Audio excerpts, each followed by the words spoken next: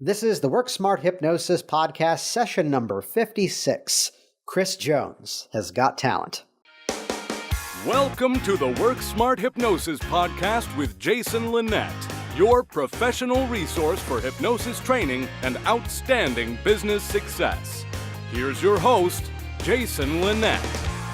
Hey there, welcome. Happy almost New Year if you're listening to this on the launch date. If you're listening anytime after that, happy 2016. And what an awesome way to wrap up this program for this calendar year.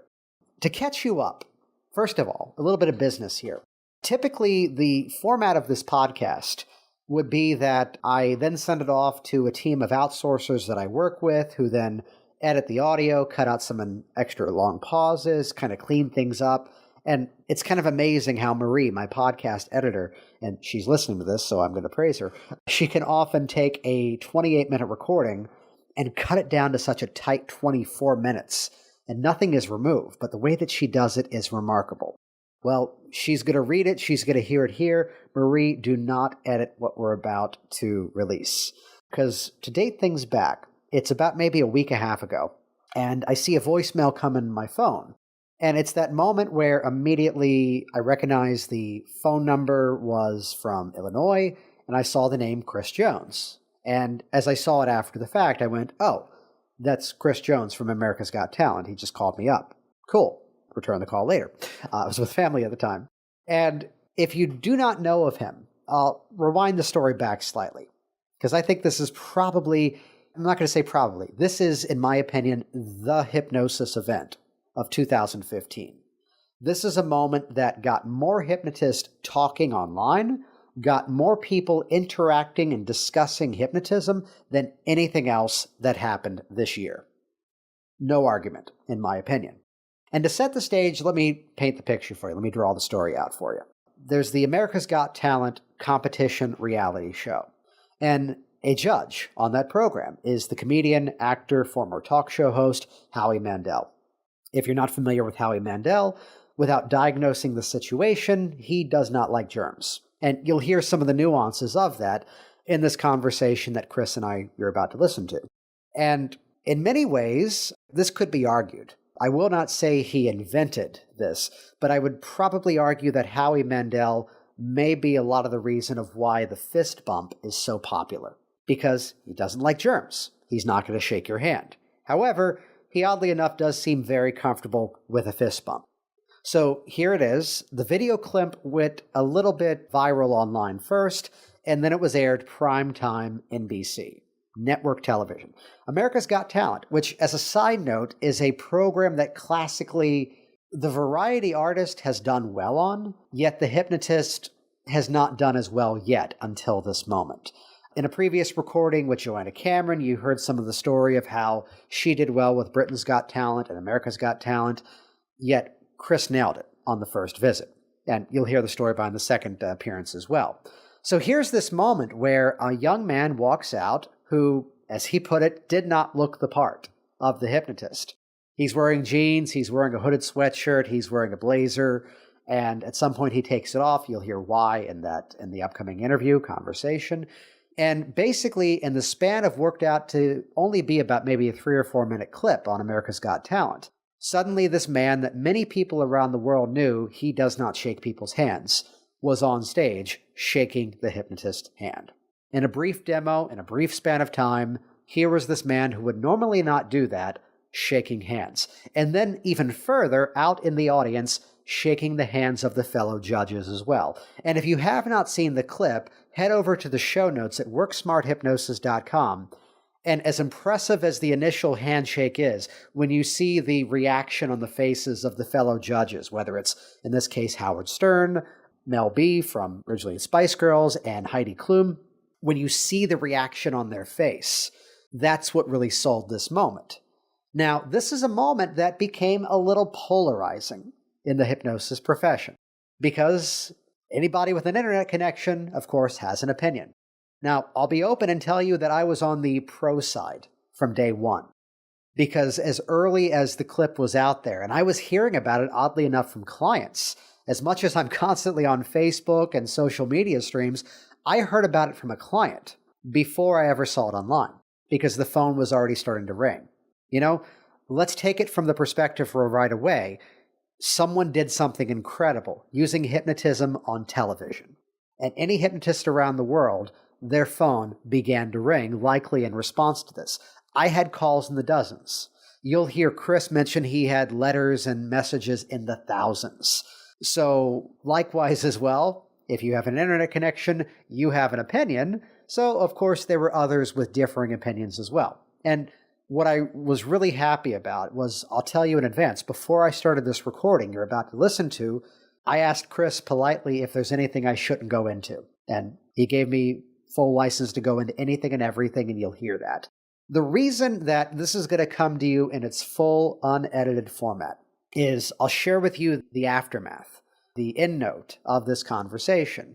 It began, Chris, his girlfriend, were here in my office. They were visiting in the area. We got together. We looked at his girlfriend and said, we'll just be about 20 minutes. We recorded for more than an hour, as you're about to listen to. Trust me, stick with it. As much as I interview him, he interviews me as well. It's a great one. And what I said to him as we wrapped up dinner was a comment that I want you to hear very carefully, that you'll hear my passion towards continued learning in this recording. And as much as I have that, I don't want you to ever forget that almost sense of fearlessness that we have when, quote, we don't yet know enough to know better, if that makes sense. You know, we often find this place that, okay, I've just learned this new technique. I'm going to use that on this next client. And we go into that session and we are fearless. We are excited. But then all of a sudden, this little age of reason starts to kick in. And we find this place where as much passion as we had toward it early on, we start to chip away at our own magic of the process, to say it in one way. So we find this place where we begin fearless, but then, quote, we know enough to know better. And I think that's something that every hypnotist should go back to. You know, I put out a project a while ago all about testing convincers. And I'm very open with the bold claim that this is a category of work that I am 100% successful on. And I say that not to brag, not to boast, but I've developed systems to go into those methods and apply the, quote, moment of testing when I'm absolutely certain I've got the intended result. That's not to say that I just don't do them with certain clients because I don't think they'll work. No, I use them with everybody. But I don't go for the testing moment until I'm over that initial testing phase of knowing, okay, we've got it. This is going to go. This is golden. This is going to work. So in many ways, that was something that I was interested to chat with Chris about, and you'll hear this in the recording, about going out there on stage. He could not rehearse that moment. And I'll say it, he nailed it. So if you have not yet seen the clip, it's the one time I'll tell you to pause this recording, go watch it, and then come back and listen to us unpack it for the next hour. Here we go, session number 56. Chris Jones has got talent. I saw a hypnotist come to my college, University of Wisconsin, La Crosse, and he did a show and it was good. And the second time, no, I lied. I thought it was a good show. I was on stage and the guy next to me was hypnotized deep. And as he's counting down like last two numbers, he hits me on the head, like with his head, and he's unconscious and he goes, and sleep. And I look around like, I'm not asleep, but I close my eyes and I fake the show. But everyone was laughing and they're like, oh man, you're incredible. And I was intrigued. I was like, he was really hypnotized. I could tell. And then I saw another hypnotist come who wasn't as good. And he did pretty much the same skits. And then I saw a third hypnotist come and he did the same skits. And then I invited one out to eat with me. And he was a little braggadocious. And he was telling me about his paycheck. And he asked me to do a card trick for him. I did ambitious card routine as a magician would. And he wasn't impressed. And that humiliated me. And then I took his job. And I started doing the shows that he didn't do because, you know, he was a little bit older and he just wasn't hip with the young kids. And I was 23 and I'm not a white male hypnotist. I'm a brown skin hypnotist. And they're like, oh, he's edgy, he's urban. So I had all these college dates because I wasn't urban or edgy hypnotist. I wasn't edgy. I was just not white. I didn't look a certain way. So I wasn't impressed by a hypnotist. I saw him doing the same show. I thought they were overpaid, and I became a hypnotist. And then America's Got Talent happened, and people are talking to me. Yeah. Now, leading up to that, you were working quite a bit already. I was in college. I was a magician. And then in grad school, I had a master's in recreation because I didn't know what I wanted to do with my life. I still don't. I was doing magic at bars. And kind of like you, I didn't like the idea of having to keep a secret. I'm very bad at keeping secrets. So I learned hypnosis because you don't need to keep the secret. You can literally tell people what you're doing and there are no props. No, I love that. I was bad for the same reason of, no, this is how it works. Yeah, you like that? No, I don't want you to think I'm special. I'm not special. You could do it too. Here's a fake thumb. It's all you need. If you named another card, this is how the trick would have ended. Yep, exactly. And yeah, so doing bar magic, wineries in Southern Illinois, Carbondale, where I went to grad school. And next thing you know, I wrote to the agency I now work for, Bass Schuler Entertainment, and I said, I'm a hypnotist. And they called me back and they said, you seem like you're good. Sight unseen. If you're good, we'll get you shows. And if you're not good, you're fired. We don't sign contracts with you. And I said, well, then I'll be good. And they booked me like 12 shows in a month. And I was like, I can't keep this regular job and do hypnosis. So I moved all my stuff out of my apartment, moved into my dad's place, and he was like, what's going on? I said, well, Dad, I'm going to be a hypnotist. And he pooped a brick. He was very anxious. I was like, no, Dad, it's been done. I'm going to do this. I already have a degree, 2 degrees under my belt. This is going to be my new job. And it was one of the best decisions of my life. Nice, nice. So let's lead up then, because most people know you from the appearance on America's Got Talent. Yeah. So kind of walk me through, first of all, the lead up towards that. America Got Talent, I think they emailed me and they were like, we're from America's Got Talent. And they said audition in Nashville. And I was like, all right, cool. So they gave me some dates and I canceled a show and I flew into Nashville and I performed in front of a producer and didn't do well. And I felt devastated.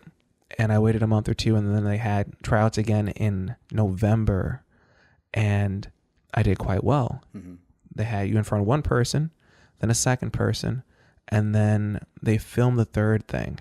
No celebrities still, but you're in front of a camera. And there was a room of 7 people because they don't let you bring in people. Right. You're just stuck in a room with one person and you can't interact. So if you're trying to do mentalism or whatever, you have to read the person to that one person's mind. And with a room of 7 people, I got one hypnotized. And it was sweet. And then they flew me to DC and that was a Howie Mandel episode. And that went very well. That was my first time meeting him literally on stage. You don't get to meet the judges beforehand. Yeah. It's for $1 million. So there was no cheating going on. I walked off stage after he shook hands, feeling like $1 million. Like I won the whole thing. I felt so happy. And yeah, what was your question? It was just a surreal moment. It was super great. Oh, you have to send them videos of what you're gonna do. Mm-hmm. So before I knew that I could do it, I had no doubt that I could or couldn't. I just felt like, you want to see something that's impossible. I'm gonna make Howie Mandel shake hands, put Heidi Klum on a roller coaster, make Howard Stern unable to talk, and Mel B fall in love with me. And they said, we like the Howie idea. Yeah. So they're like, film it. Because you have to submit your ideas with film. Mm-hmm. And so I pretended with a friend that, you're Howie Mandel and now you're going to shake my hand. You kind of give him like a storyboard type. Right. Yeah. But that was all improvised. Like we're in the room right now with my friend Ruby and we've been dating for a bit. I couldn't sleep the night before and I just went out for a run at like midnight and she's asleep and I just was running and I said, all right, this is what you're going to do. And he's going to shake hands this way and this is the plot and you're going to tie in the whole Bobby's World thing, make him a 5-year-old because that'll work with this induction you're going to do. And they didn't show the induction on TV for obvious reasons. And people were asking me afterwards, hypnotists, like, what was your induction? How'd you do that? And I'm like, well, make your own up. Yeah. I'm not going to tell you because that was awesome and it worked and it was real. I'd love to ask how certain of it working were you going into if you watch it again, my voice cracks. Yes. It cracks, and you can see, because the idea was I was going to shake his hand, and the rest of it just, I was on stage for half an hour. It just snowballed. It snowballed. It was 2 skits in one. I resemble this rapper who looks like Drake, or I beg your pardon. I resemble a rapper. His name is Drake. Mm-hmm. Very popular Canadian rapper for the young kids.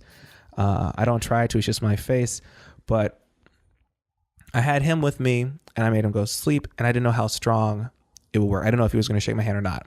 So I hypnotized people in the audience with a voiceover. So I would be the rapper Drake. So people in the audience are getting knocked out left and right.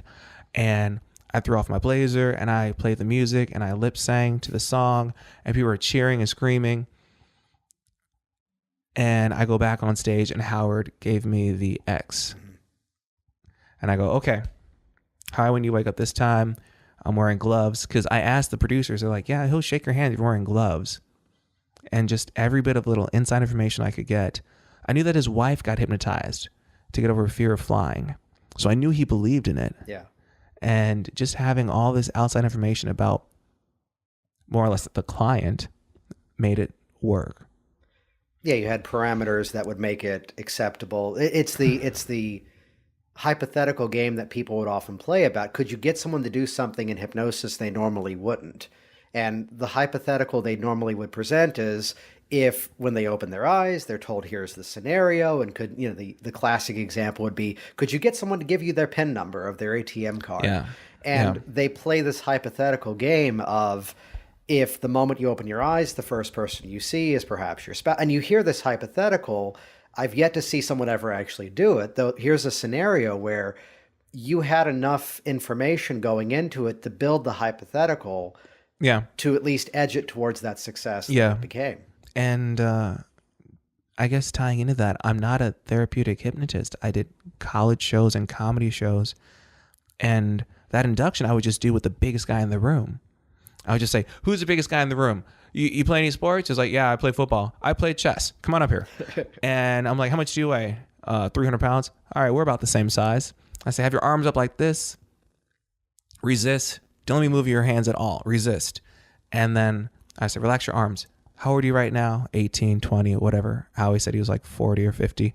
I said, in my hand, there's a clock. They're going to go back in time, make you 5 years old. Because 2 things happen when you're 5. You laugh uncontrollably, and there's no strength in your body. And that's where the skit usually ends. Mm-hmm. And it more or less ended there for Howie as well. But I've done that 100 times. You look at the clock, relax and let go. Deeper, deeper, deeper, deeper. And now arms up again. Same placement of my hands. Resist. And there's no strength in their arms.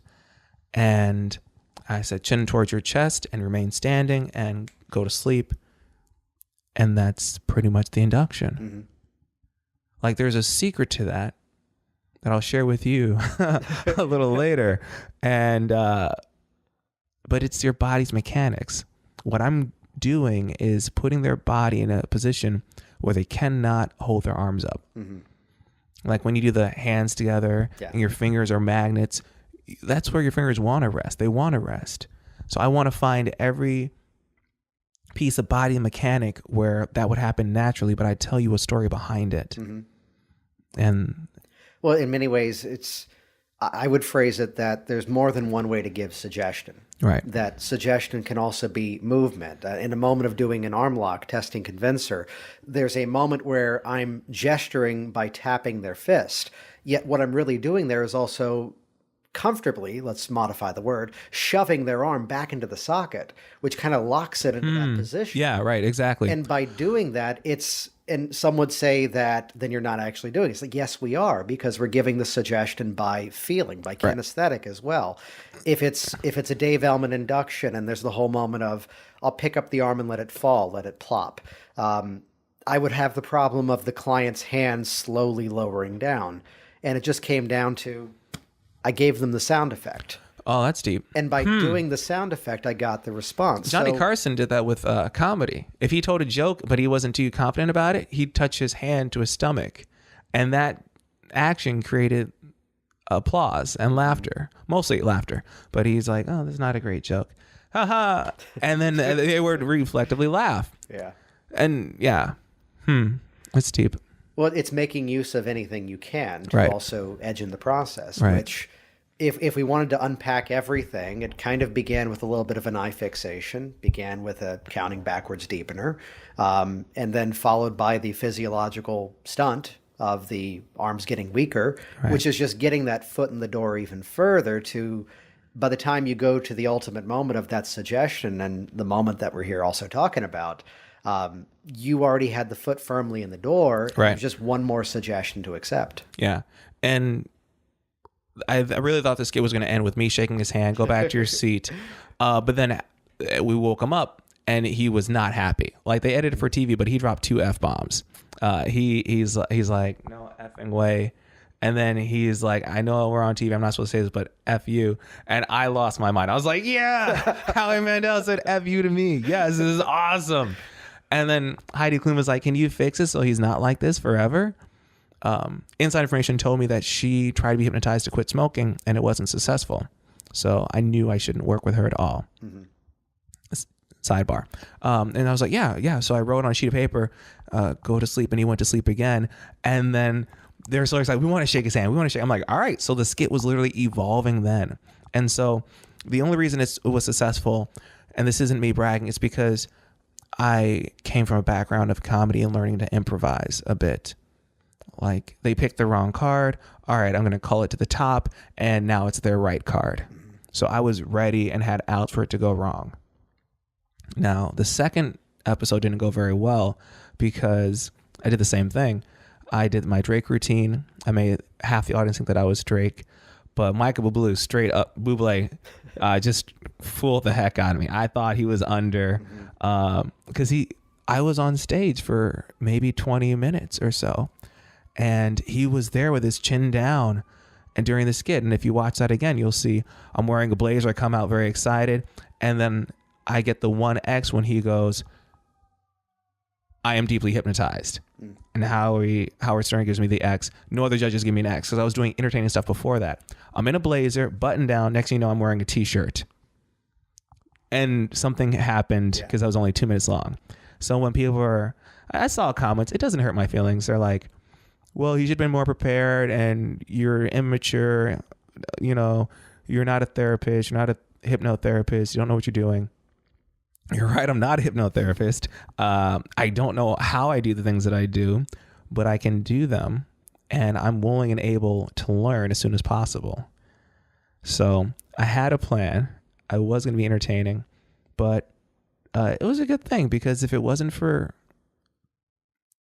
Howie Mandel and Bublé, I could have gone on a different path, just straight up comedy. 1,000 people wrote me after that, help me lose weight, quit smoking, make my wife love me again, make my son brush his teeth.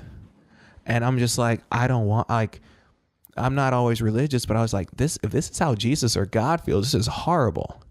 All these hapless people who are good people just saying, you're my only hope, you have to help me. I've tried everything. And I'm like, I wish I could help you. Dr. Jim Wand, I said, what should I do? And he said, introduce them to the National Guild of Hypnosis. Tell them to go to that website. And I was like, well, that's a great help. Thank you for that. But I still want to learn how to help people with this, because I'm in a privileged position where I can help people. I already make money as an entertainer. These messages are so sad, and they come in, and my agents get them, and they forward them to me, and they're like, oh, this person weighs 400 pounds. There's a woman who wrote to me. She's afraid of the word guy. Anytime she hears the word guy, she has like a breakdown. So she can't go out in public. She'll hear it on TV, and she's like calling me. I'm like, well, you have to come see me, because I'm on the road all the time. She's like, well, I can't drive because I'm afraid to drive, and I'm unemployed, and I'm on disability. And I'm just like, is it worth my time, your time, for me to hypnotize you, to help you over that? Because you still won't leave the house. You still can't drive a car. But if I give you that success, maybe it'll change your whole life. And maybe you'll have a whole new, your quality of life will go up so much more. Well, I think that's part of how, and I'm glad we could have this chat here, because there was a very polarized response to the original appearance. My take on it was that I was here in this office. I mean, we're here sitting in my Virginia Hypnosis office in Virginia, where I do hypnosis. Clever name, right? and it was a week, though, that admittedly, as much as I'm on the Facebook a little too much, as much as I'm getting things online and was an avid watcher of America's Got Talent.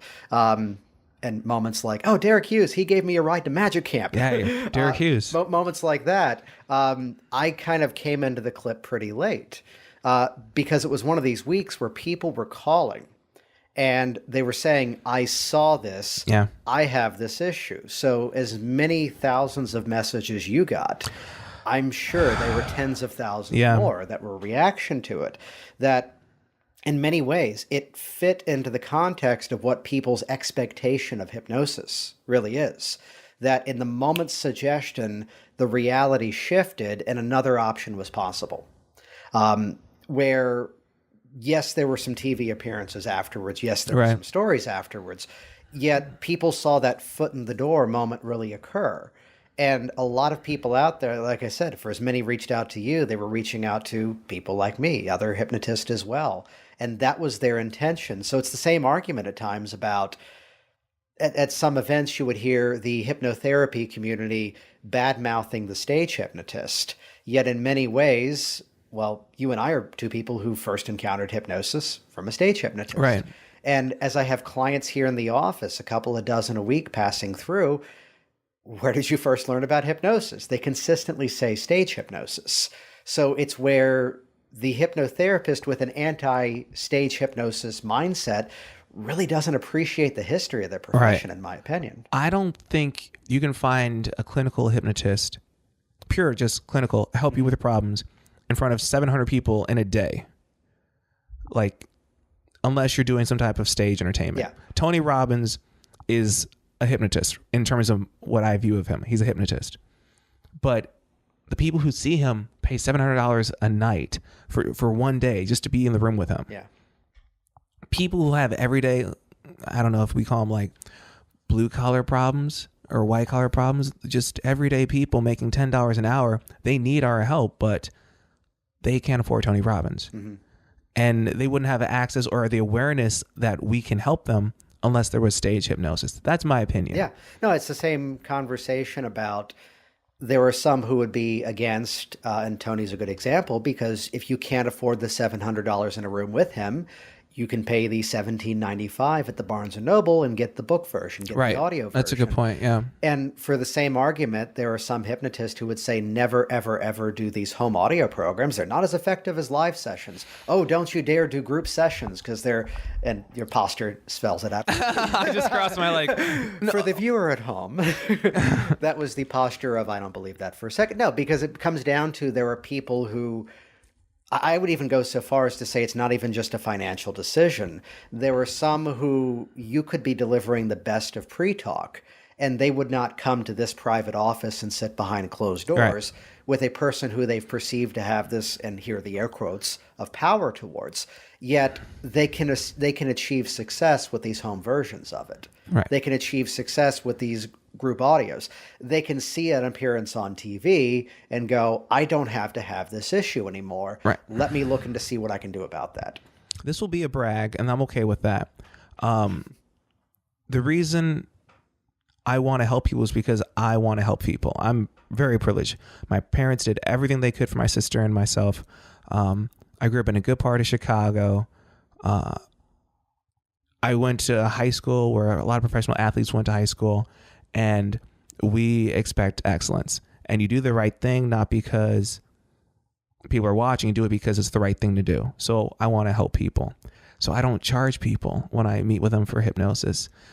Twofold. One, I don't know what to charge them. And two, I don't feel like you should get paid for doing the right thing. But you have doctors who save lives and they get paid handsomely. That makes sense. I can get 6 figures and do it all the time for the last 5 years, just being a comedy hypnotist. Mm-hmm. So when I meet someone after the show and they're like, hey, I have a weight problem, I'll meet with them the next week face to face just because I want to help them. And I literally, all I can say is I don't want your money. Is that a good business model? Nope. It's the worst thing ever.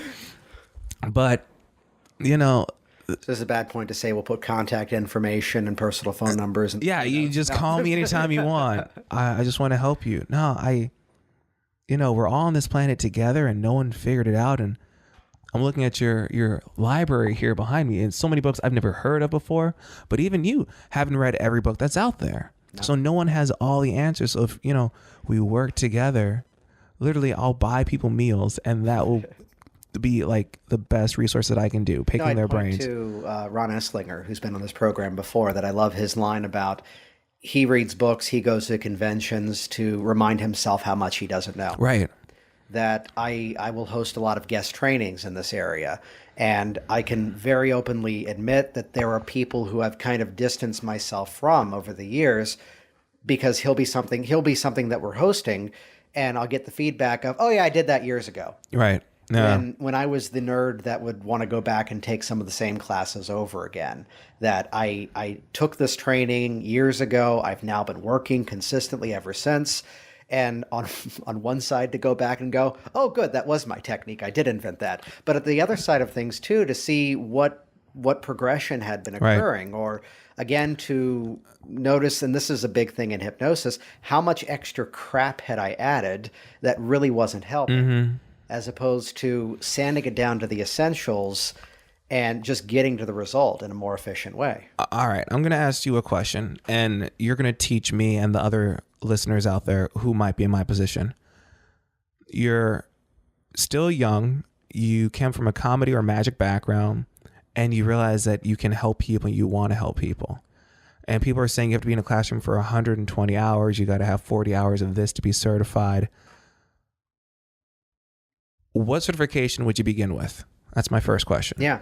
I flash back to a couple of things here. First of all, unfortunately, we've entered a climate where the number of hours is the argument. And the number of hours, I can name 10-day classes I went to that were pretty good. They would have been phenomenal 4-day classes. Yeah. I can name 3-hour workshops I've been to at conventions and paid extra money to attend. And it could have been summed up in one sentence and just could have been told, oh yeah, do this from now on. I can also name, 20-minute chats I've had with people that changed everything that I did. So the real statement becomes, as opposed to one training versus another, and I'll generalize this for obvious purposes, there's a well-known hypnosis curriculum that I was invited to train. And because I was being told, but you can't add your own stuff to it, was the idea of just immediately, I have no interest in doing this. It was the whole, well, I teach it this way. That's great, but you have to add it as an extra day at the end. So my best advice for anybody in hypnosis comes back to a Michael Elner quote: learn from people who disagree with each other. Because the interesting thing is, I've got the wall candy out here in the hallway, and here's 2 pain relief certificates, one from names I've mentioned already, Ron Esslinger and Michael Elner. And both of these people would speak very highly of each other, yet to be in a session with either one, it's a night and day difference. Okay. Which one's correct? Right. They both are. Right. Here are sessions that I've done here where, I'm completely modeling something that I heard Richard Nongard talk about. And then here's another session where it's almost going entirely in the direction of just, he's a person who doesn't make use of as much hypnotic phenomenon. When I did his recording a couple of weeks ago, it began with, okay, so Jason does age regression and I don't. To which I will make use of that technique when the case serves it. And here's the client who comes in, and it's every reason not to. Mm-hmm. So it's that mindset back to the magic world of, we would buy all these books. We would oh my gosh. Videos, wow, that's deep. Where it would become, and the argument was made at one point, and you can probably pick out the names here, but it was a guy by the name of Phil Goldstein, who goes by Max Maven. Who would quote that you would not want to go see the performer open up as Dolly Parton, do the next song as Mel Torme. Can you guess when this reference was made? Would then make the next thing in the style of, perhaps a Barry Manilow, and just all over the board in terms of style. Yet there's ways that we can pull ingredients out. There's ways that we can find these little nuances that, right. If it's the secret move with a card, and if your pinky finger is here rather than there, wow, that makes it a lot easier. So it's where I would encourage anybody in hypnosis to look at the greater context of what's being taught. It's where scripts are training wheels. Scripts are, I would phrase it as a script at its core should really be a transcript of what that person did in that session. And then maybe you learn a little bit more in the footnotes about what the presenting issues were, similar to how you had a little bit of advanced knowledge that helped you with Howie Mandel. And to look at the ways that we were able to use that little bit of knowledge. So here's my client in the chair that I know is a computer programmer, and game on. Here's a whole category of things I can refer to by way of metaphor that he's going to get, he's going to understand. Here's my smoker that came in and suddenly we were doing the entire stop smoking process about conspiracy theory. Because he was convinced that the same people pouring their money into the cigarettes are the same people pouring their money into the pharmaceuticals, and they're trying to kill me either way. And I heard a hypnotic contract. So it's where, in terms of training, it's where the phrase really becomes get ravenous for this stuff. Okay. As much as you're traveling, I mean, I'm the mobile university. I had the moment of panic.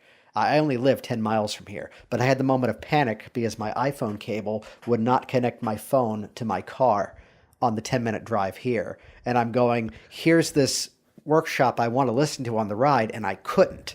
So it's sitting in the cup holder now on full blast on my phone. So it's just the mindset of surrounding yourself with this information. Become passionate, become ravenous around it. I would say the ideal training would be one that doesn't try to pitch one specific, let's call it gospel of hypnosis. Now don't move. Yeah. I'm going to hold you accountable. Yeah. We need sheets of paper for both of us. So for the next people podcasting, your podcast shouldn't be 25, 30 minutes. It needs to be an hour. Because right now the wheels are turning in both our minds. I need pen and paper for the next person. Yes, this is delightful. Because you're giving us so much goodness. The back of the holiday greeting card for my real estate company here.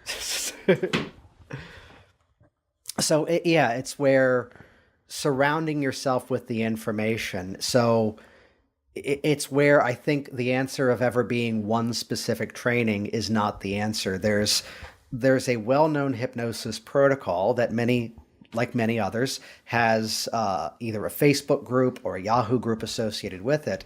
And I unsubscribed from it the day that someone asked a question. I've got a client coming for this issue with their sports. What's a good metaphor that I could use? Which is a great question. You know, what's a possible lead into this? What is this like? Is the method of figuring out a metaphor. And I saw someone in that group respond, you never need metaphors for that issue. Just use this technique you've already learned. And that was the day that I saw someone stifling someone else's learning, which granted, here came a client that week for me that I did the entire session, all pain relief, all by way of metaphor, all what we could often nickname an Ericksonian model of hypnosis, of talking through the filters of a story to indirectly address their issue. Meanwhile, the exact same day, here's a guy that if I went in that direction at all, he'd open his eyes and go, did you forget why I was here? I'm here to quit smoking. He wanted the most literal of process possible. Okay. Which is correct. They both are. Okay. The answer is it really depends on who's in front of you. I'm going to hit you with a few questions. Bring it. And it's just going to be rapid fire. And this will show you how, I guess, wet under the years I still am, because I'm such an amateur. I won't claim to be a therapeutic hypnotist because I'm not. How long is your quote unquote usual session with a person? My first session, the short answer first, the longer I've done this, the more efficient I've become. Not efficient in terms of bang through it to bring the next one in, because actually I schedule plenty of time for my sessions. Yet the more that I do this, the more I'm weeding out the unessential junk. Like when you first got here, I made fun of the fact that your ankles were crossed. And I said, you can't sit like that. It blocks a clean flow of energy. To which some people may have that in their belief system, that we have to have what they would consider to be a clean flow of energy. My argument back would be the mental filter going, my foot is falling asleep and I want to move it and I don't know if I can. That probably means this isn't working for me now. I would argue that little negative mental chatter is stronger than whatever flow of energy you were trying to allow. That little nocebo filter of this isn't going to work because. So nowadays, my first session with a client is typically a full hour and a half. And then sessions after that, typically about an hour, maybe hour 15 on average. Okay. When I first started, I was maxing out a full 2 hours with every client. The other side of it too, and now that you've consistently said you're not a therapist, you'll hear this phrase positively. We are hypnotists. Yeah. We are not necessarily talk therapists. Now, an asterisk to that would be that if we're in a conversational hypnosis model, if we're in a waking hypnosis, NLP style, perhaps, if you were working with specific intention, then let that quote intake interview time last as long as it needs to go. Because that's the model that if I'm chipping away at the structure of this problem and then perhaps only doing hypnosis to reinforce the change that I've already conversationally, hypnotically produced. So work with intention. But when I hear people say I do a 3-hour intake, I'm hearing you're digging the hole deeper and convincing yourself the issue might be too big to be overcome. Wow. So context over content. How do you feel now? How would you rather feel? Right. What are those things you're doing now? What are those things you'd rather be doing? And from those filters, we get directly to the scope of the issue, where otherwise we might be off on this tangent in another direction. The client may come in and say, I have this fear of flying because this happened to me when I was 19 years old. And do you know the comedian Emo Phillips? No. Okay. You've seen UHF? Yep. Okay. He's the guy who cuts his thumb off. Gotcha. Yeah. He has a great joke about, I used to think the brain was the most intelligent organ in the human body. Then I realized, who was telling me that? Ah, nice. So the client comes in with a rationalization as to, quote, why they have the issue. Maybe yes. Maybe. But then again, maybe not. And here's the client I had here that she quoted when she was 19 years old. She was on a crash landing. And in the session, she brought me to this experience being locked in a small closet, the little Harry Potter room under the stairs. And when I told her to follow that feeling to a time you felt that way before, so we can release that feeling, we completely skipped over that airplane experience. So where if we're following a regression model, that was perhaps the ISE, the core of that feeling. But then again, here's the client who came in later that week that we didn't go that direction at all. And it's through the experience of training, through the experience of seeing a lot of clients, you just get that gut intention about this is the direction to go. This, like you told the story about, you were going into that Howie Mandel appearance with, he's going to shake my hand. And I'd imagine that was the punchline. But then it kept going. Right. I just stumbled into that. Yeah. And I don't know if that takes me back, but I'd say that that kind of way of thinking about the process of hypnosis, that I want to get into the work without being short, without being abrupt. Okay. So pause. Don't move. What you're saying there. We talked about this a little bit before we started this dialogue, recorded dialogue. I wish I was. Some people come into your office and they're like, oh, I'm fat and it's because my boyfriend and this and he's emotionally abusive and I want to lose the weight, but he's not helping me. And you're like, well, you had a weight problem before the boyfriend, didn't you? So let's stop talking about that. Find a way to artfully get to that. Artfully, yes. And my thought process is, you're not a doctor, but how would a doctor act if someone came in and they were shot in the stomach and they said, oh my God, I'm going to die. You're the only doctor within miles. I'm going to bleed to death if you don't help me. You got to help me. All right, I'm going to help you. Here we go. Let me tell you about the guy who shot me first. Right, yeah. And you're like, no, I'm not. No, that's emotionally draining for you and for me. Let's get the bullet out. Let's get you healed as quickly as possible. Second question. I've been told that you can't work with people who have depression, post-traumatic stress syndrome.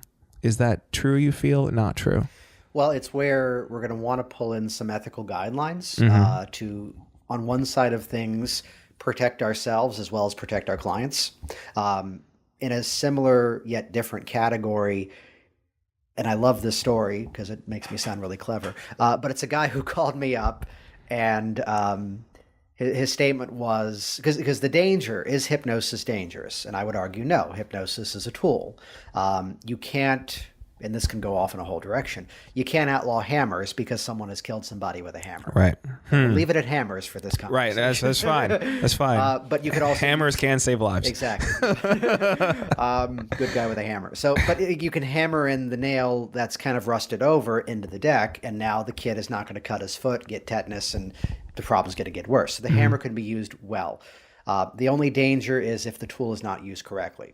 So the biggest danger, and nearly every organization would back me up with this statement, the only danger of the hypnotist working with those potential issues would be that it could possibly delay something else that may have been helpful. Okay. So it's where, and this one's not too extreme, but it's kind of a fun example. Guy calls me up, and I'll change the name here, obviously. Yeah, I've been having these voices in my head, and they're getting kind of violent, and now they're telling me to do things, and I'm kind of feeling the urge to do these things now. Can you help me with that? And I want to build rapport, but I also want to guide him in the right direction. Now, in this case, I had an ace in the hole because I knew of a psychiatrist in the area whose specialty is dissociative personality disorder. So my response to him was, oh, yeah, I could probably help you with that, but I think my friend Jeff would be a better fit. Would you like Jeff's number? Leaving out that changing the name. Jeff is Dr. Jeff Simpson, and here's his office number. And I just gave him the phone number as if it was like, yeah, I met Chris. You know, Chris was in town, and here's his number. Give him a call. I kind of treated the interaction in that format. And I got a You're a wizard. And I got a phone call about I would have been terrified. I'm so sorry. Well, I mean, I got a phone call about 6 months later, and yes, he called me a smartass, but he thanked me because he goes, if you told me you were sending me to a doctor to put me on meds, I would have hung up the phone on you. Right. He goes, but until I drove to this guy's office and realized where I was, well, I'm this far. Oh, wow. And he's now been on a medication, and the issue has completely resolved itself. There are things that I am going to be the first to say I am not an expert on. I mean, I've had extremes. I mean, seeing the number of clients I've seen over the years. Here's a woman that she's in my office, and I had to look at her and say, based on everything you've told me, the only reaction to the session today could possibly be that I can make you feel better about what your husband is doing to you. That you've sat here yourself and said he shouldn't be doing. So that's the possible hypnotic outcome, and I don't think either of us feels comfortable with that. I don't think you should be in this office today. Understand from the ethics of my profession and for the protection of me, I can't be the one to tell you where to go next. Okay. But I think you've already figured that out for yourself, haven't you? And she took care of things, and he's no longer in the picture, to put it politely. So it's where I don't want to delay something that's going to be beneficial in another format. The anecdote would be that some people would, the reference would be the person coming in for weight loss, that the moment you see them, you can tell perhaps in some sort of bulimia, some sort of anorexia. And I don't want to be the last, I'll say it frankly, I don't want to be the last office that they were in before they made another mistake and the story ended badly. Right. So in many cases, luckily, to use the term lightly, when these people call me, they're very often under the care of someone else. Okay. Now, my style of handling it is, let's get everybody on the same team. Right. So there's a letter that I'm going to send your doctor, and I'm just looking for a signature, in the words of a name I've already referenced, Michael Elner. Referral nowadays is medical code speak for liability. So I'm not even going near that word. I'm looking for the equivalent of a thumbs up. A gentle consent. Yeah, that I'm looking for the acknowledgement that you know that we're working together and you see no conflict with The this. acknowledgement that we're working together and you see no conflict. And that's basically the language fantastic. that I'm using. Because in that context now, what happens for me classically now is perhaps the phone rings. And here's a calmer example of this. This woman was coming to me for weight loss, and because she was on so many meds for being diabetic, the doctor calls me up. She goes, I don't understand how you'd help with this. And then we were able to have a good 20-minute conversation about, well, she wants to curb some of her sweet tooth. She wants to eat some of the healthier items. She mentioned that you prescribed some exercises and she hasn't been doing them. So she wants to work with me to have better compliance with you. All right. And I heard this beautiful pause followed by, can I send you like 10 more people this week? Fantastic. And she sent me like 6 or 7.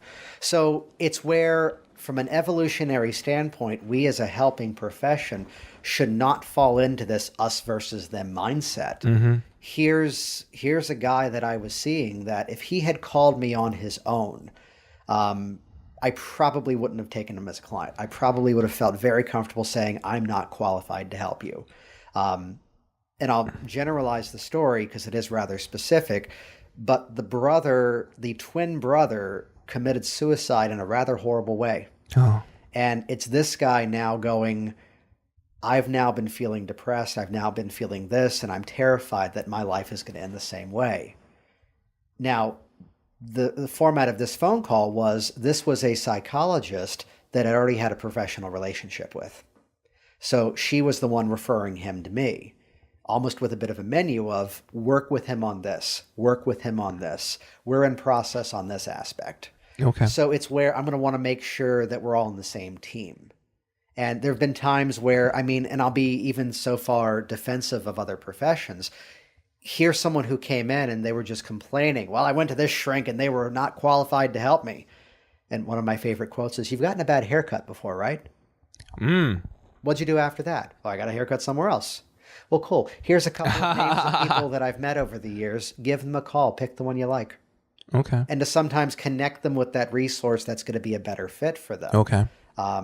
Where I can honestly say I've had clients that I knew I wasn't a match for. And it was the end of the initial consult. And I went, great. Well, here's a student of mine's phone number. I think you'd be a better fit for this reason. Great. Here's this person. So I wouldn't go so far as to say that hypnosis is dangerous for those categories, because it has been proven to be very effective for those categories. The challenge would be, and I got a little nasty with someone at a recent convention because they were behind me in line for one of the meals and talking to this person about, don't believe what the doctor's telling you about that condition. I can solve that in 2 sessions of hypnosis. And I just had to turn around and go, you don't need to be saying that. Good. You need to be not intervening, because what if that was what they needed? Right. Where for as many people would say that this issue is overdiagnosed, I would argue the opposite also true. That is my fear. How many people out there are underdiagnosed, and that medication might actually be the thing they need? I'm going to put a tack right there just for a moment. And that was my fear. And it is my fear. People are like, oh, help me lose weight or quit smoking. Quit smoking was the thing. And I said, I could do it. I think I can, but I'm afraid you might pick up a worse habit. And that's been my fear. Like, oh, you'll quit smoking. That, you're suggesting that. Right. But I wouldn't say like after a show, I'm like, oh, you have to talk to a real professional. I can't do it. And in the back of my mind is like, I'll help you quit smoking. But what if you pick up crack? I would feel like horrible. Or like, yeah, I'll help you with your alcoholism. But then you realize you're depressed and you hurt yourself. So I understand as an amateur, that's the fear. And that's a real fear for us. That is a real fear, yeah. Pause. I would point to, just as a footnote to that, a guy whose work I highly respect, Dr. John Hartland, and he's most attributed to something called the ego strengthening process, which is some other number of podcast session I actually did on this recording. And he was interesting because it was the 1950s, it was the 1960s. He was a psychologist who also made use of hypnotism. And the argument of the day was, you can't take away a behavior because it's going to have to come about somewhere else, even worse, was the common argument. Okay. So his premise was ego strengthening. What if we work to boost their confidence, boost their self-esteem, improve their self-image of themselves, and then go after the issue? And his history was he developed something that was really scripted out. He would deliver the same words to his clients over and over and over. And his success was in the high 80 percentile, which was high for the time. The other side of it, too, was that this was a time where hypnoanalysis was the norm. You had to regress to, quote, find the cause. He was finding the more of this confidence-building work that he did, the more he was finding that he didn't have to go in that direction at all. Right.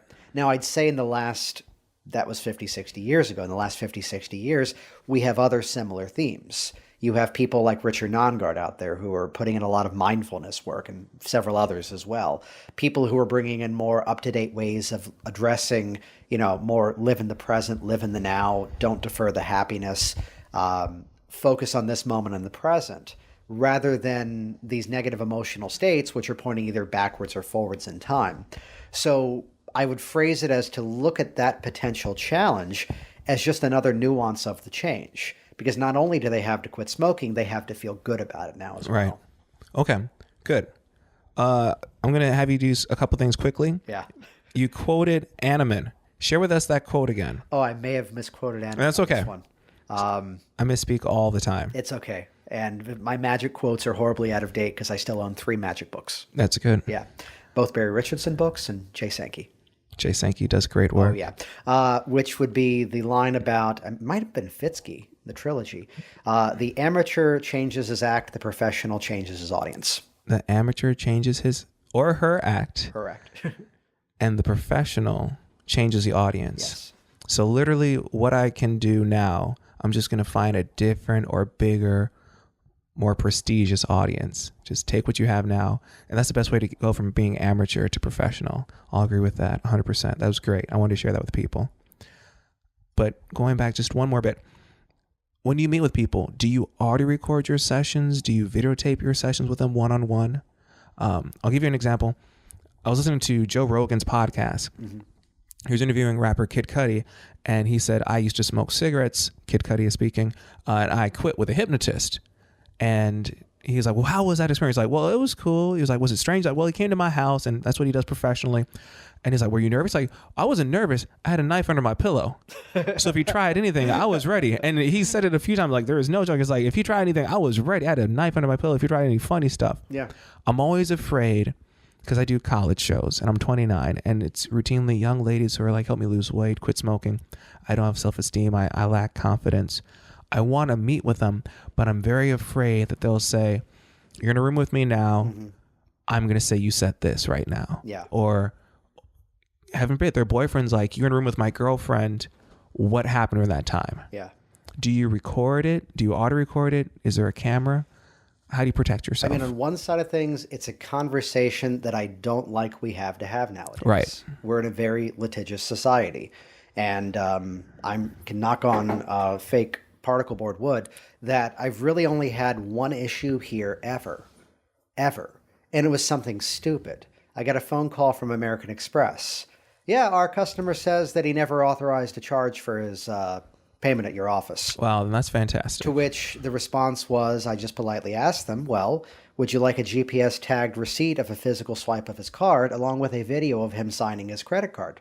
So nice. here in my office. I'd be happy to provide that for you. And they went, oh, okay, no, never mind. So again, my favorite style is to answer everything you didn't ask and then actually answer it, which would be that I would have to say, and of all people, it's a name that we mentioned before we started recording. Michael Close is a magician. That Michael Close put out a series of books called Workers, and there's a premise that he would put behind all of his routines. And it has a fancy French word attached to it, a verisimilitude, which is the complete, and I'll butcher the definition here, but I'll get it close. It's the complete absence of any guilt. It's the moment where he puts the cards on the table, he holds both of his hands up, and he says, someone name a card, someone name a number, good, pick up the deck, count it down, that card's at that number. It's the complete absence of any, quote, funny business. So I think my take, if I can unpack my strategies, because of how open I am in my communication, right? Because of how frank I am with people. If they ask, well, what's the guarantee? It's like, well, I'm going to teach you stuff and you don't want to pay me to follow you home and make sure you're doing it.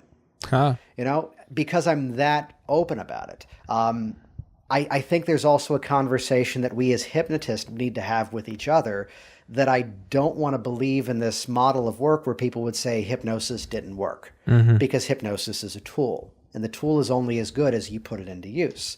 So it's only as good as the practitioner putting it into use, but then also the client has a role to be a part of as well.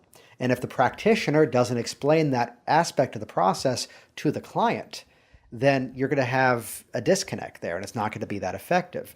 So because I completely spell out for my clients what is going to make you so successful, and I also will indirectly reference the stuff that's not going to make you successful, it's how and I don't like this phrase, but I can stand by it. I have received referrals from people who did not have success with me. Wow. Because they had trust in the process. They had trust in my skills, yet they saw that there was something that needed to change within them. And my style is always, I want you to be happy. You know, when you are comfortable with that aspect of it, and when you have addressed that in your life, or if you want to work with me to help you on that, you got 2 more sessions there on me. So to avoid being sued, what you do is just be as nice as possible because you're genuine. Yeah. I care about their change. So I'm still going to do the audio recordings. yeah, well, which is followed up by the fact that there's a camera right next to you. Good. That when I come into my office, I turn it on. And when I shut down my computer, it stops the recording and it saves it for that day. Oh. I very often get the question. So it's basically surveillance style quality video. And it picks up enough video. It picks up enough of the audio. Maybe every 5 seconds it has. No, I mean, it's recording at such a low resolution that it's the whole thing. I got you. But because data is now so cheap, I found a flash drive yesterday that I bought from college. That was a 1 gigabyte flash drive that I paid $200 for. Wow. And I just then yesterday also bought a 128 gig one for $16. Yeah. Yeah, because times have changed. So I often get the question about how long do I store these videos? And the answer is I dump them to an external hard drive and I've never deleted anything because storage is cheap. Storage is cheap. It's saved somewhere that I won't mention here on the recording for obvious purposes. But, and that is spelled out very clearly on 3 of the 5 pages of my office paperwork. So people know it. I've only had one person ever who came in and said, I really don't want you filming this. Though I'd politely say that for every reason she gave me to not film it was also every reason I had to have the camera on. Right. And it just got to a point of, well, to come to my office and work with me in my office, that is my office policy. Right. So if you're not comfortable with that, I can recommend someone else in the area. Right. Good. It's that phrase of, I've got my bills here at the office, I've got the mortgage at home, I've got my wife, I've got my 2 kids. And unfortunately, I hate to have this conversation nowadays, but it's the society that we live in. If you ever watch King of the Hill, the character that Tom Petty played, Lucky, was a slip and fall man. I remember that one. Yeah. It was good. That's what he did. We're in that society nowadays.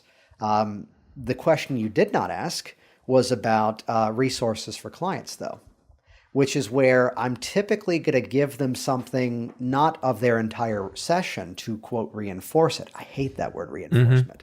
Reinforcing is saying that, well, we did it again. We got to do it again to make it work better. I'm going to want to continue the process. Okay. So it's going to be some sort of custom recording, some sort of custom resource, or preferably a technique that they can use anytime, anywhere, and no one knows they're doing something. Let me write this down. Continue the process. Now, 2 more things. Yeah. First, I have to say a thank you to Richard Nongard. I haven't met the gentleman before, but after America's Got Talent, I was freaking out a great deal. And I think drunkenly, I wrote him on Facebook and said, Richard, I'm 29. I'm scared. I'm single. I don't have kids. I'm panicking. What do I do with my life?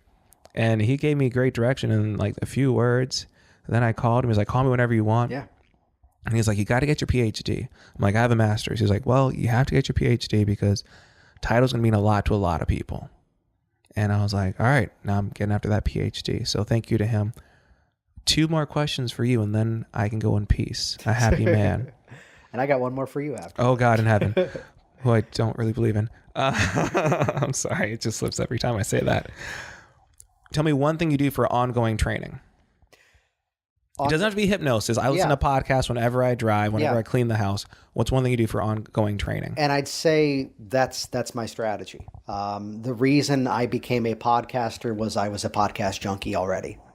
Oddly enough, the other bit of advice that I would share, some people would find a challenge with, I train, I teach. There have been times I mentioned the meetup group that I run here. And there have been times over the years where all of a sudden, here's a technique that in NLP, there's a thing called the swish pattern where you switch out 2 images really rapidly, one for the other. And it's a technique that I had used with clients hundreds of times and gotten really cool responses. Yet I could not figure out why it didn't work for me. And I'm a very visual person, so it made sense that it should have worked really well for me. So it came down to, let me just give myself the challenge that in 4 months, I set the date, I'm going to do a workshop on this technique. I can do it with clients, but I wanted to workshop the hell out of it to a point that I could make it effective for me. And I can actually give full credit to, I think the book it's at home right now. Jess Marion and Sean Carlson. They have a book called The Swish. It was when I finally read their book on it, something clicked. So it was more so of, to bring it full circle, you walked out on that stage and it just had to work. Yeah. Yeah. And to position myself in such a way of, Where it's going to work because I'm going to train this method to people. And I need to know the ins and outs of it enough. And again, it wasn't a new technique for me at the time. It was something that I already done with clients. I trusted in the mechanics of it enough, and I knew why it should work. But the whole breakup of it was, why did it not work for me?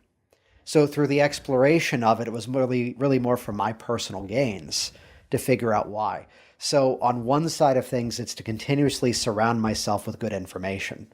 I go to conventions and I'll be the first to leave my table that's paying for the trip to sit in workshops and learn from people who, quote, are the greatest hits that I know. This one's going to be great. I know I can count on her. She always delivers great information.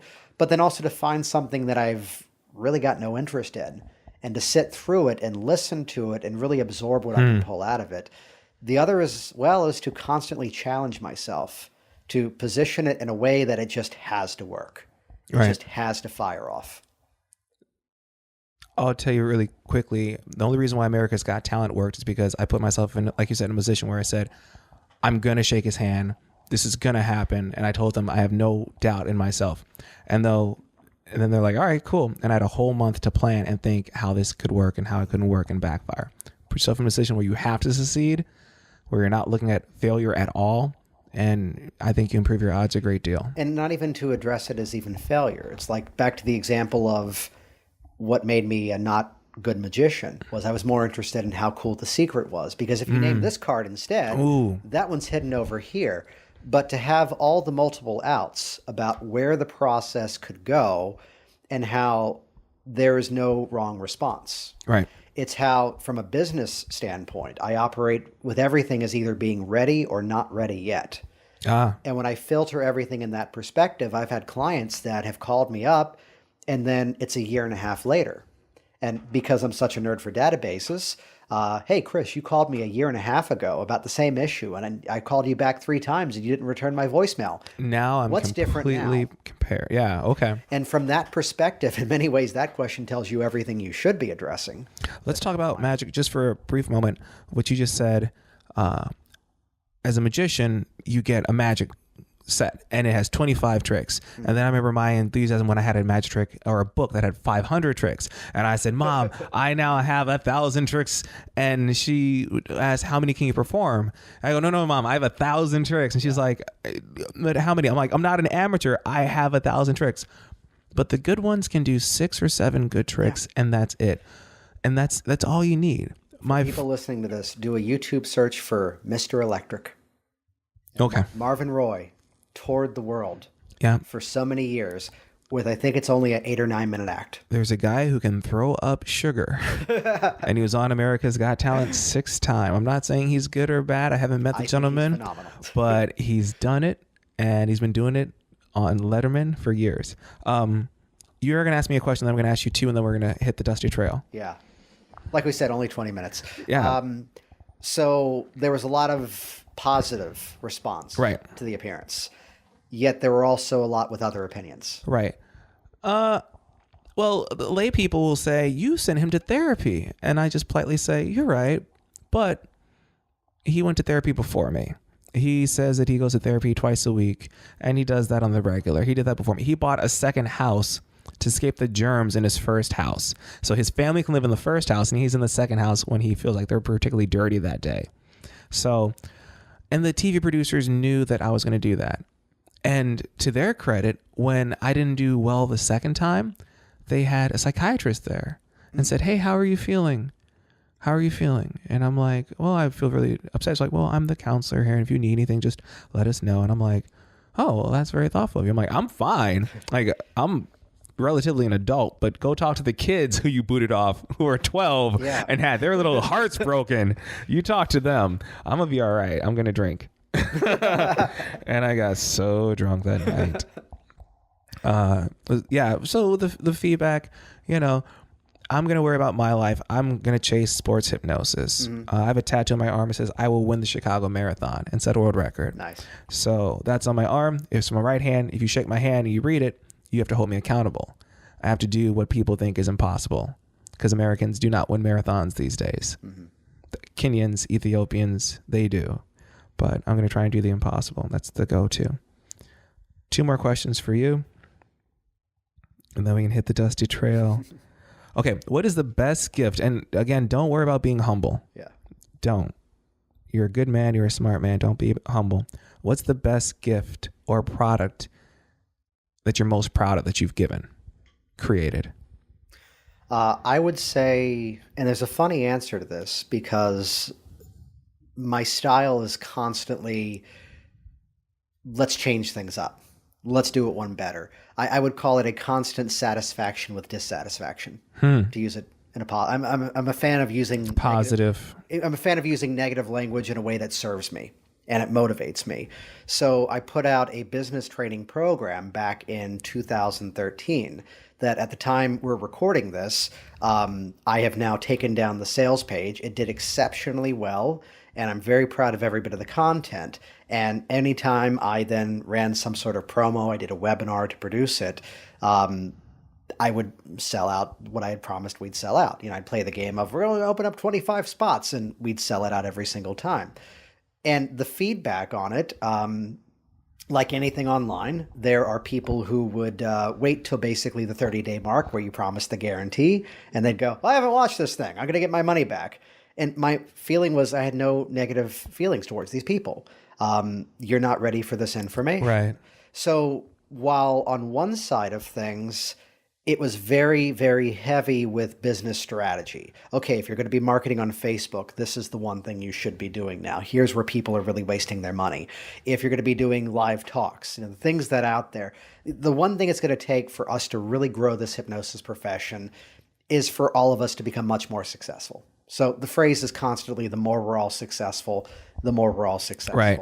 And that was really the product itself was very specific. What's the title of the product? Well, I'm not saying it because I'm now relaunching it under something else. Okay. Because it's now going to be Hypnotic Business Systems with Jason Linett coming February 2016, which in many ways it's the game of, and I say this, you say don't be humble, but it's the story of George Lucas going back to Star Wars and going, I think we could have done it this way instead. It's Spielberg looking at E.T. and going, I think it could be better this way. I think society has changed, so those don't need to be shotguns. They should be walkie-talkies. So I should look forward to a DVD, a book, or something? I'm on one side of things because I don't like sales tax. I'm a digital products person for the reason of I really want it to be, it's the way that I end any live training with my students. And I tell them, well, now that it's the last day of the training, I can tell you all, you've been duped. I told you this was training. This was education. The real training happens as you go out there and you put this information into use. So this was all the book learning. Go out there, get the street smarts toward it. So the big shift was that what I was selling before was a one-time purchase, and here you go.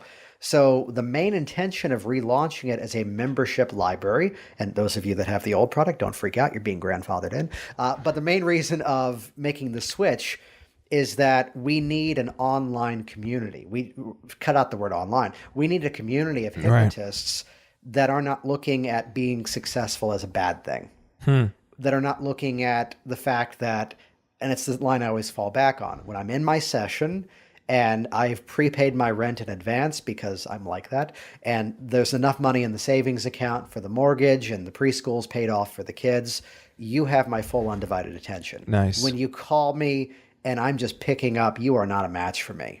And meanwhile, the washer and dryer busted and we have to replace it. I can operate from a place of, I don't need to take this one to get paid. I've had people who have contacted me for like private coaching for their business. And I'll be very respectful and say, here's why I don't think we're a match. And if you could work on this and then give me your results, then let's come back to it. So to operate from a place, so the product was one all about hypnotic business, which the new title is going to be Hypnotic Business Systems. Yet as much as it's all about how to sell hypnosis, It's more about also how to navigate a change, how to guide someone from a place of problem to a place of solution. Gotcha. And really, the more that we look at the aspect of our business being very similar to how we navigate the change process, because they're coming in with their preconceived notions as to either why they can't make the change or why if I buy this thing, it's not going to work for me like everything else I've ever done. Gotcha. And to break down that landscape of the issue, to break down that reality, that hypnotic trance they've already created for themselves, and show them, oh, wait, there's this thing over here that's also an option. So as much as it's a business product, it's more so all about the mindset towards success as well.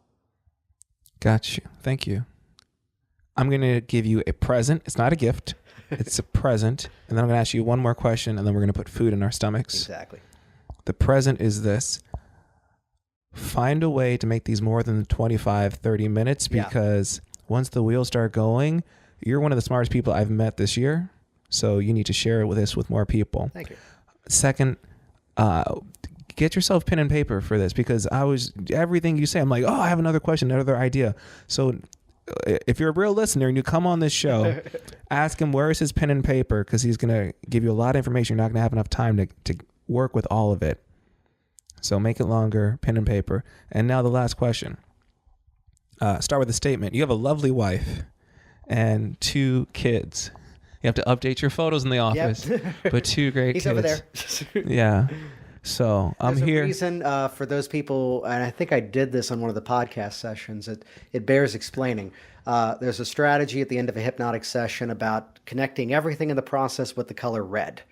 So over the next few days, the color red will act as a reinforcement, as a reminder. There's a section I did of post-hypnotic success, which is why year-round there's a photo of my daughter with Santa. Ah. Yeah, which right now it's December 27th, so it's fitting. And you're wearing red. She's up there. Hey, look at that. Was that planned?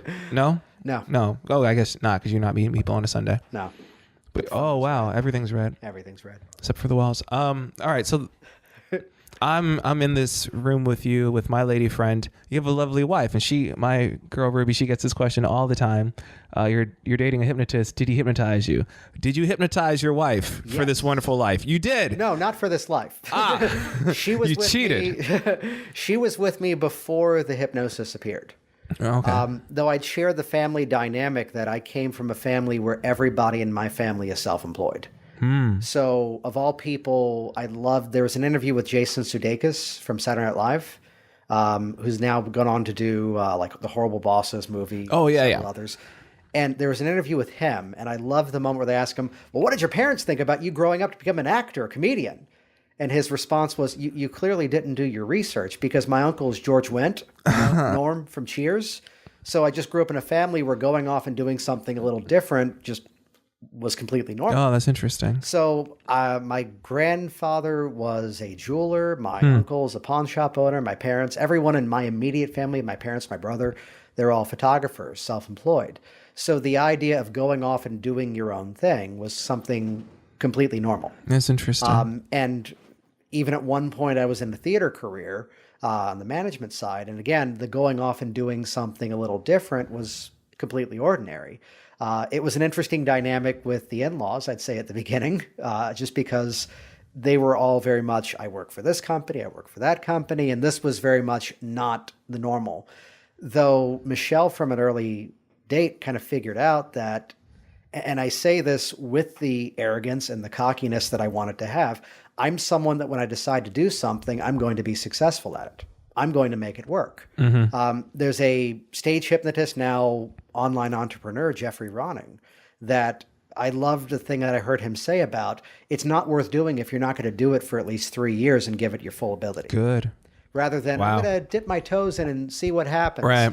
So that's how, when I admittedly started off as the stage hypnotist full time and decided, I'm going to open up an office, signed the big scary lease and went, I'm going to make this work. So early on, there was already something hypnotic in my change strategies toward myself of just, I'm going to make this happen now. I'm going to make that happen now. And we did use the hypnobirthing protocol for the birth of our son. So I went off and took that class with Mickey Mongan, the founder of it. And eventually we decided to also take the class with someone else because I didn't want to be splitting focus of instructor and then also dad and playing the back and forth game. So we took it with Lindsay, a local practitioner who's a good friend now. And that was a fun experience, though, of Michelle going, "You're adding stuff to it. You're not reading what's in the book." I'm like, "Shh, it's okay. I got you." So that was really, I mean, that's probably the extent of the, quote, hypnotic relationship, because in many ways, we were already together. We were already dating by the time that I really took on the hypnosis full time. Gotcha. Yeah. All right. Thank you for answering that. She saw me at a show. We were in Rochester, New York, and she was sitting, and I thought she was cute. And she was sitting with these guys who were in the Army, in their Army uniforms. And I like women who don't wear makeup because I want just like, you roll out of bed, that's how you look. Yes, I like it. And so she's very lovely without makeup. And I thought because she was sitting with these Army guys and not wearing makeup and her hair was up, that she was part of the Army. And then when I found out that she wasn't, she was a flight attendant, I was like, well, that's amazing. I don't fight these guys. And what was the date? December 6th. And she was there with me for America's Got Talent for both rounds. And I don't understand. Like, I'm afraid of marriage still. I might have to get hypnotized. But she's like my shadow who walks in front of me. Like, she's always there, and then like I need something. It's like I have three hands because she's always there. It's like this, that, and the other. And one of my favorite things is like she had this photo of us on her cell phone, and it was just me sleeping, holding her hand. It was just our hands holding each other. And because if I'm holding on to her, I know everything's gonna be cool. I don't have to worry about things. So I don't know. Yeah. You got yourself one of those too. Yeah. So what's up next for you? Only God knows. Sports hypnosis. Yeah, I'm taking a day at a time. I'm still doing the college shows. Learning. I guess that's what's next for me, learning. Thanks for listening to the Work Smart Hypnosis podcast at WorkSmartHypnosis.com.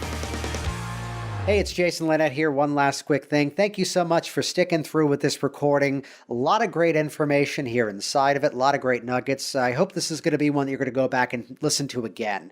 And as a personal note, the style of this recording, the style of the last one, is how this podcast is going to be progressing. A little bit more in depth, a little less surface than what we've been doing so far, a lot more in-depth conversations about techniques, the personality, what drives our success. So buckle up, 2016 is going to be awesome. Head over to hypnoticbusinesssystems.com. It's the program that Chris and I briefly talked about. Get on the waiting list to grow your hypnosis business to new heights in the new year. hypnoticbusinesssystems.com. Happy New Year. I'll see you soon. Hey, it's Jason here, and reading is lame and videos are awesome. So do this right now. Go ahead and click subscribe right here inside of this video, and that will link you to my YouTube channel, and you will be the first to find out as new information is shared here online. Click subscribe now. Stay in touch. I look forward to hearing of your success very soon.